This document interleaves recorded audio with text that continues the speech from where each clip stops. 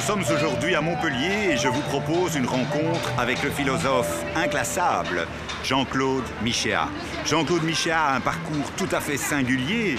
Il vient des milieux communistes, c'est d'une certaine manière un anarchiste, un penseur critique du libéralisme et singulièrement du libéralisme culturel qu'il assimile à la gauche. C'est d'ailleurs sur base de son petit livre « La double pensée » qui résume l'ensemble de son œuvre que je vous propose aujourd'hui de rencontrer ce philosophe étonnant.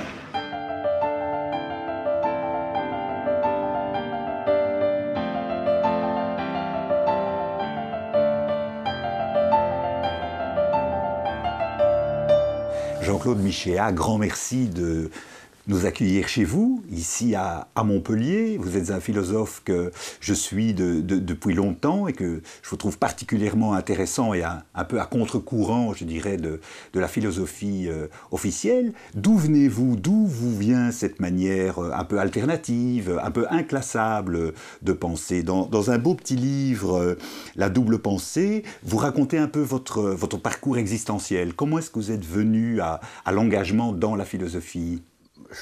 Je suis né dans une famille communiste, parents communistes, grands-parents communistes, et avant 1920, toute la dynastie appartenait à ce qu'on appelait les Rouges, en sorte que je fais partie de ces gens qui sont révolutionnaires, si le mot a un sens, par tradition familiale et non pas par révolte d'Ippienne contre le père ou la mère.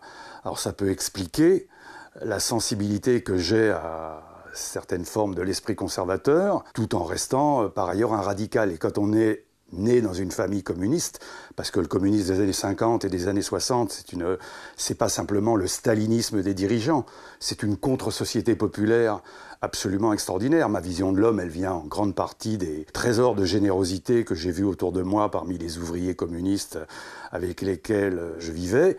D'une certaine manière, les études de philosophie étaient dans le prolongement naturel de cette éducation. Quand j'ai annoncé à mes parents, à 15 ou 16 ans, que je voulais devenir professeur de philosophie, c'était pas pour eux quelque chose qui les terrorisait en disant « c'est pas une bonne situation ». Ça faisait partie pour des communistes qui avaient le respect extraordinaire des humanités, de la culture et de la philosophie. C'était le prolongement tout à fait naturel de l'engagement politique. Et vous êtes resté professeur de philosophie dans l'enseignement secondaire. Alors, je suis rentré, effectivement, je suis devenu professeur en 1972. Et tout de suite, j'ai compris que enseigner la philosophie, ça avait un sens si on l'enseignait à des gens qui n'étaient pas faits pour devenir philosophes. C'est-à-dire qui seraient plus tard boulangers, ouvriers, ingénieurs, médecins, plombiers, tout ce qu'on veut. Alors que lorsqu'on est universitaire, on enseigne à des gens qui ont déjà choisi de devenir philosophe, et ça ressemble un peu à la boutade de Wittgenstein qui disait « les philosophes écrivent pour les philosophes », c'est un peu comme si les boulangers produisaient du pain pour les boulangers. Je trouvais que c'était beaucoup plus sensé d'enseigner la philosophie à des gens dont l'immense majorité ne deviendrait pas plus tard philosophes, mais pour qui cette formation de la philosophie serait à jamais une boussole toute leur vie. Alors une fois qu'on a cet esprit, et une fois qu'on découvre à quel point enseigner à des jeunes, c'est quelque chose d'à la fois crucial du point de vue social et quelque chose d'enthousiasmant du point de vue psychologique et moral, j'ai passé ma vie comme professeur de lycée et j'ai toujours refusé toutes les promotions. J'ai un jour dépanné un collègue à l'université pendant 3 ou 4 mois. Je me suis aperçu que c'était un monde où les luttes de clans et les luttes pour les places étaient terribles, et mon vieux fond anarchiste, mon vieux refus de parvenir, m'a fait conclure tout de suite que je ne pourrais pas survivre plus de quelques mois dans le milieu universitaire, alors que quand vous êtes dans un lycée, les collègues sont des collègues et ne sont pas des rivaux. La lutte pour le pouvoir dans le lycée est réduite au minimum. Peut-être avoir un meilleur emploi du temps que le collègue, c'est à peu près le seul point sur lequel s'affrontent éventuellement des professeurs du secondaire.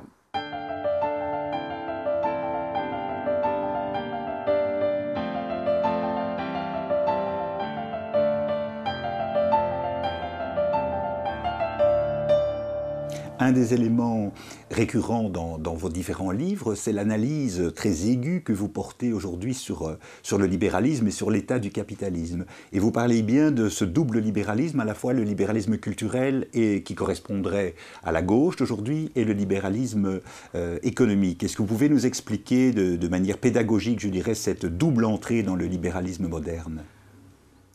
D'abord, il y a, disons, deux choses. C'est que le concept de gauche et de droite s'est forgé au XIXe siècle, à une époque où la droite et l'extrême droite, c'était les partis de l'Ancien Régime, qui voulaient maintenir le pouvoir de l'Église ou travailler au retour de l'ancienne monarchie, pendant que la gauche, c'était, comme dit Zola, les hommes de raison et de progrès, qui voulaient en finir avec cette société ancienne et installer une société moderne et de progrès, ce qui fait que la gauche a pendant très longtemps coalisé aussi bien des libéraux, des radicaux que des républicains, pendant que le mouvement socialiste était, lui, à l'origine, relativement indépendant de ce clivage. Marx ne s'est jamais réclamé de la gauche, de son union ou d'un front de gauche. Et ce qui s'est passé au cours du XXe siècle, et notamment ces 30 dernières années, c'est la fin de ce compromis historique qui s'était noué à la fin du XIXe siècle entre cette gauche moderniste, progressiste et libérale et, au lendemain de l'affaire Dreyfus, entre le socialisme, en sorte que notre société est devenue peut-être plus à gauche que jamais sur le plan culturel, plus libérale que jamais, alors que nous sommes plus éloignés que jamais de ce qu'est la critique socialiste du XIXe siècle. Alors, pour répondre strictement à la question, je vais essayer d'être le plus court possible. Le libéralisme, au départ, c'est une doctrine politique qui est née essentiellement au XVIIIe siècle, qui est née dans le contexte de toutes les philosophies modernes. Comment mettre fin à ces guerres de religion qui rendaient la coexistence des hommes impossible, puisqu'on disait de la guerre de religion, c'était une formule du XVIe siècle, que le père se dressait contre le fils et le frère contre le frère. Comment faire en sorte qu'on arrive à définir un mode de société où chacun puisse vivre comme il l'entend, sans être persécuté au nom du vrai, du beau, du bien. Et le libéralisme politique, c'est donc cette idée qu'il faudrait définir, en rupture avec toute la tradition politique médiévale et antique, une forme de gouvernement qui ne prescrivent aucun modèle de vie particulier, en sorte que chacun serait libre de vivre comme il l'entend. C'est ça, c'est la défense de la liberté individuelle. Ça va très bien quelque temps, tant qu'en réalité, les gens s'accordent implicitement sur l'idée de ce qu'est vivre ma liberté sans nuire à autrui. Mais à partir du moment où, en droit pour les libéraux, tous les modes de vie sont au fond l'expression d'un choix arbitraire qui ne concerne que moi, l'idée va progressivement s'installer que tout mode de vie est une construction symbolique arbitraire, que tout critère visant à dire que tel mode de vie est meilleur qu'un autre sur quelque plan que ce soit n'a aucun sens, et on va arriver à produire ces fameux problèmes de société qui sont devenus nôtres ordinaires. Lady Gaga a le droit de penser que le mariage gay est une revendication tout à fait légitime et qu'on nuirait à l'homosexuel si on lui refusait ce mariage. Mais le musulman indonésien est libre de penser que l'apologie du mariage gay nuit profondément à sa dignité de musulman puisqu'elle contredit les paroles des livres sacrés. Résultat, quand Lady Gaga va en Indonésie, le problème se pose. Ou je donne raison aux islamistes en disant c'est leur manière de vivre, elles devraient être tolérantes et comprendre que le Coran, etc. Ou c'est l'inverse, et je fais appel à la tolérance des musulmans, mais de toutes les manières possibles, le développement du libéralisme culturel va multiplier ces conflits entre les différents modes de vie.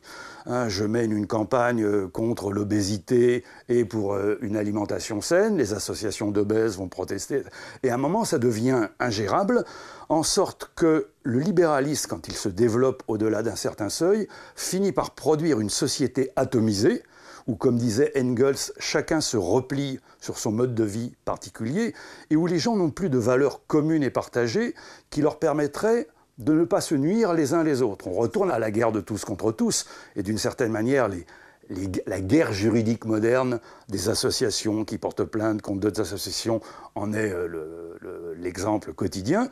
Et alors, si on veut maintenir la paix civile, on va revenir au principe de Voltaire qui dit « il y a malgré tout une valeur commune entre tous les hommes. Quand il s'agit d'argent, dit Voltaire, tous les hommes sont de la même religion. » En sorte qu'une société où le développement du libéralisme culturel à l'infini, c'est-à-dire l'idée que l'État doit être axiologiquement neutre, c'est-à-dire ne doit rien prescrire sur le plan moral, philosophique ou autre, le seul moyen d'accorder des individus que tout sépare et tout oppose sera leur statut de producteur et de consommateur, et c'est le marché qui va réunir des gens que tout divise par ailleurs. À Montpellier, le samedi après-midi, je vois descendre la rue de la Loge une sorte de manifestation permanente où des gens qui n'ont rien de commun, ni l'accent, ni les manières d'être, de vivre, convergent ensemble vers le Polygone, temple de la consommation, parce que c'est cela qui va leur donner une identité commune.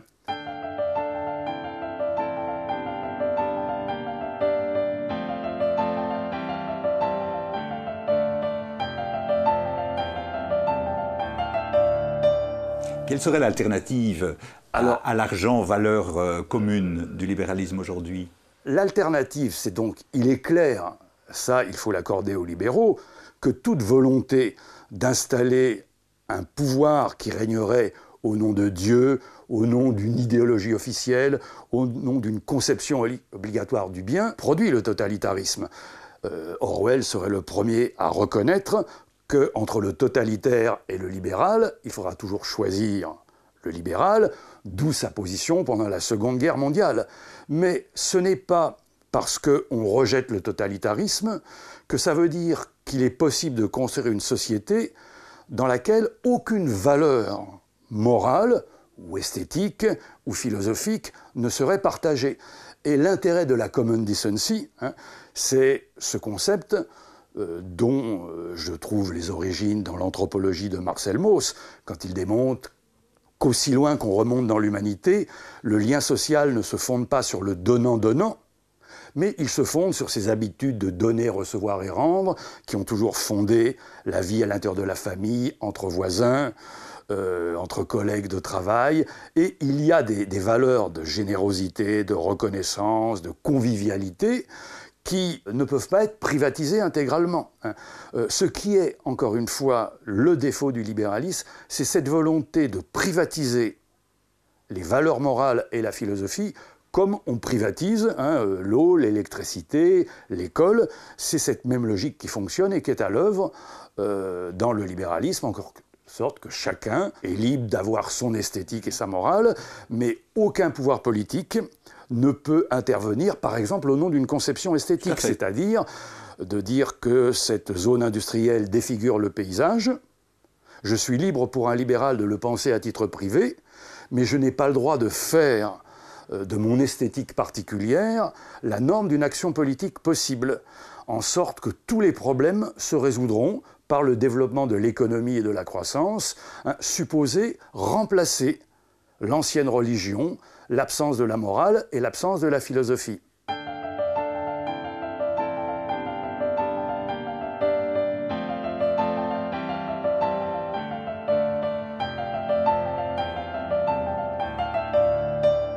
Et ces valeurs de décence ordinaire dont vous parlez, on les trouve aujourd'hui dans le peuple. Vous parlez beaucoup de la question du peuple, du populisme. On pourrait les mettre en regard d'ailleurs de la situation politique et des mouvements politiques qui se développent aujourd'hui en France. Vous dites c'est les élites, et vous citez les deux chiens, les bidochons, les groseilles. Est-ce que eux, d'une certaine manière, peuvent, je dirais, sont la matrice de ces valeurs de décence ordinaire si importantes pour fonder une alternative à la domination de l'argent? Alors, sans idéaliser les classes populaires, puisque évidemment, même dans les classes populaires, les comportements égoïstes peuvent exister, mais globalement, soit on a la chance, comme moi, d'habiter dans un quartier populaire et on verra que les rapports d'entraide existent beaucoup plus que dans une banlieue résidentielle privilégiée de Montpellier ou d'ailleurs. Mais si on n'a pas cette chance, vous savez que tous les travaux, depuis Godbout au Canada jusqu'aux derniers travaux faits par PIF aux États-Unis, montrent que les comportements altruistes restent massivement répandus dans les quartiers populaires, beaucoup plus que dans les quartiers résidentiels. Et cela peut s'expliquer, c'est là où j'aurais ma sensibilité anarchiste, pour une raison très simple, c'est pas que l'homme des quartiers populaires serait par nature, au sens rousseauiste du terme, un être idéal. C'est un être complexe, capable du meilleur comme du pire, mais il reste dans les quartiers populaires des structures de vie commune, fondées sur l'anthropologie du don, qui, même s'ils sont sérieusement attaqués par la société moderne, rendent encore possible, entre voisins, des rapports d'échange symboliques. En général, quand quelqu'un vient vous demander de lui prêter son échelle, votre premier réflexe n'est pas lui dire « pour 2 heures, ça fera 20 €. Il y a encore cette structure. Tandis que quand vous devenez riche et puissant, ma grande théorie, qui est celle de tout l'anarchisme, c'est que la richesse et le pouvoir nous coupent de nos semblables. À partir du moment où vous accumulez des fortunes qui sont absurdes. Et je tiens à dire que la fortune des grands footballeurs ou des patrons du CAC 40 est finalement moins indécente qu'absurde.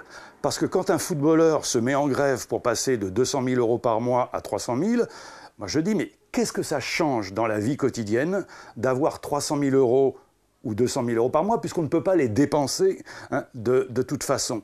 En revanche, ça permet d'être dans un monde où je peux dépenser sans compter, où tous mes caprices peuvent être satisfaits, et où donc ni l'autre, ni la réalité ne viennent faire résistance à mes fantasmes qui seront infantiles. C'est pourquoi, dès qu'on monte dans la société, l'oxygène moral se raréfie, et il est beaucoup plus difficile à un homme riche et à un homme puissant de conserver ce bon sens et cette common decency qui sont encouragés non pas par la nature des simples travailleurs, mais par leurs conditions d'existence.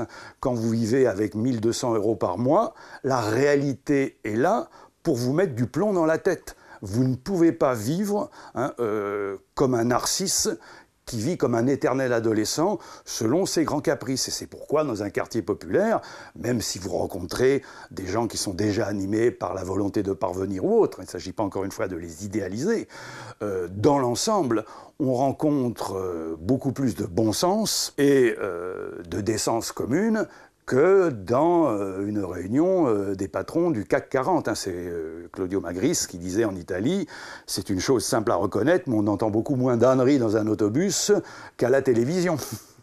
Je ne dis pas ça pour vous, mais c'est dans le milieu des élites. Tout à fait. Et ça explique aussi pour vous cette réaction, je dirais, politique, plus radicale aujourd'hui par rapport à ces valeurs qui sont au fond les valeurs de l'establishment à Paris.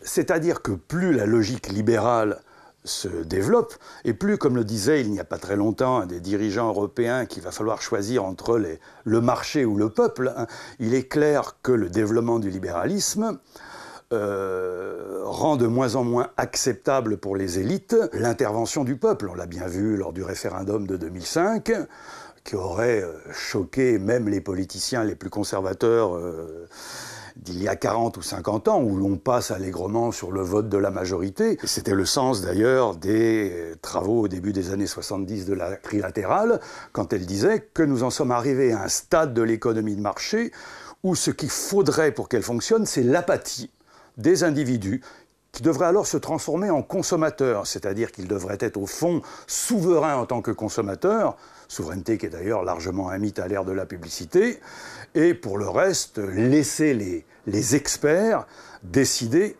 car la politique et l'économie sont des sciences trop compliquées pour le peuple, sachant que la politique n'est pas une science et l'économie a un statut actuel comparable à l'astrologie de la Renaissance.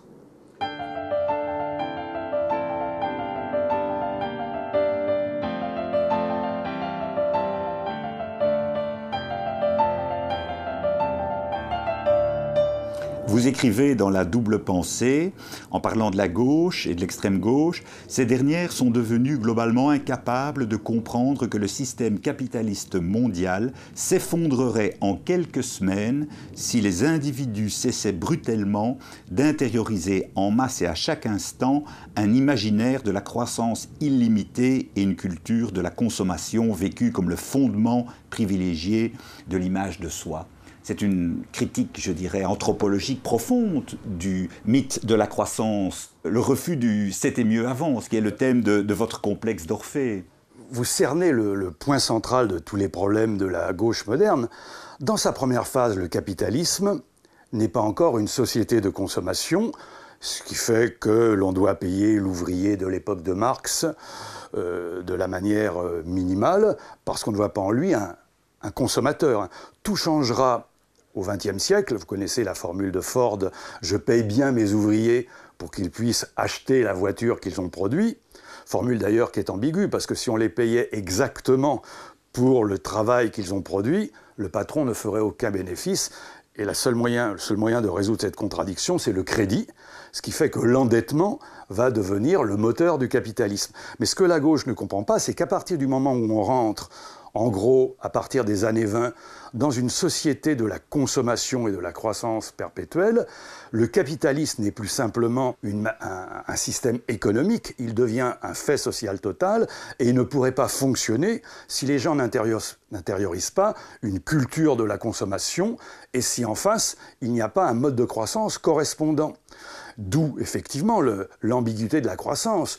Tout le monde parle de la croissance comme si c'était un phénomène naturel, alors qu'elle est l'autre nom de l'accumulation du capital, ce qui veut dire qu'on ne produit pas des biens et des services parce qu'ils répondent à des besoins humains, mais parce qu'ils permettent de dégager du profit et de donner lieu à des transactions monétaires. Si un village vit en autosubsistance à partir de ses potagers, à partir du moment où il n'y a pas d'échange marchand, on dira que son taux de croissance est égal à 0. Inversement, prenons l'un des moteurs de la croissance, l'obsolescence programmée. Ça commence à partir de 1925 avec le cartel des fabricants d'ampoules électriques.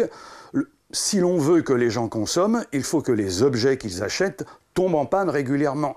Je suppose que vos téléspectateurs connaissent le problème. Ils ont acheté un frigo qui doit tomber en panne au bout de 7 ans, l'ordinateur devra être changé au bout de, etc. Il est clair que l'obsolescence programmée est un des moteurs de la croissance. Personne ne dira pour autant que cette obsolescence programmée aide par conséquent au pouvoir d'achat des gens qui doivent tous les 3 ans ou tous les 5 ans racheter tel appareil supposé indispensable. On voit bien, rien qu'à partir de l'exemple de l'obsolescence programmée, que la notion de croissance est tout sauf neutre. Inversement, malgré tous les défauts du stalinisme, l'Allemagne de l'Est était capable de produire des appareils électroménagers qui duraient toute une vie, et l'une des premières choses que les compagnies occidentales ont faites après la chute du mur de Berlin, c'est de privatiser les entreprises allemandes qui produisaient de l'électroménager durant toute une vie, et de détruire les brevets pour faire fabriquer dans ces usines des objets qui tomberaient en panne, parce que c'est bon pour la croissance. Mais une société qui, à l'époque où une ampoule électrique peut durer 100 000 heures, toute une vie. Vous connaissez l'histoire de cette ampoule d'une caserne de Californie, mise en place à la fin du 19e siècle et qui est toujours efficace. Et à l'époque où on peut faire ça, que la logique de la croissance et du système oblige les ingénieurs à faire du sabotage pour qu'elle dure uniquement 1000 heures. Rappelez-vous que dans l'anarcho-syndicalisme, Émile Pouget vantait le sabotage, mais avec l'obsolescence programmée, les capitalistes ont réussi à détourner cette idée, puisque une partie du rôle des ingénieurs et des scientifiques n'est pas de produire des choses qui soulagent la peine des hommes et rendent leur vie plus heureuse ou plus facile, c'est, sachant que tel objet pourrait durer toute une vie, mettons notre intelligence à l'œuvre pour arriver à le faire durer 2 ans ou 3 ans. Si le sort de nos sociétés dépend d'une croissance fondée sur de tels principes, et je pourrais en prendre d'autres, il est évident qu'une catastrophe naturelle, un pétrolier qui échoue sur les côtes de Bretagne, c'est bon pour la croissance, comme on disait autrefois, ça fait marcher le commerce. Et lorsqu'il y a cette disjonction entre le mouvement de l'économie, le bon sens et la common sense, et en plus, dans un cadre où les besoins humains fondamentaux de la majorité des hommes qui composent l'humanité ne sont pas satisfaits, on est dans un monde absurde. Et cette critique que font les décroissants ou les déglobalisateurs qui commencent à apparaître, elle n'est jamais reprise en compte par les experts officiels de l'économie qui défilent en boucle sur les scènes de la télévision. Merci beaucoup, Jean-Claude Michéa, pour cet entretien.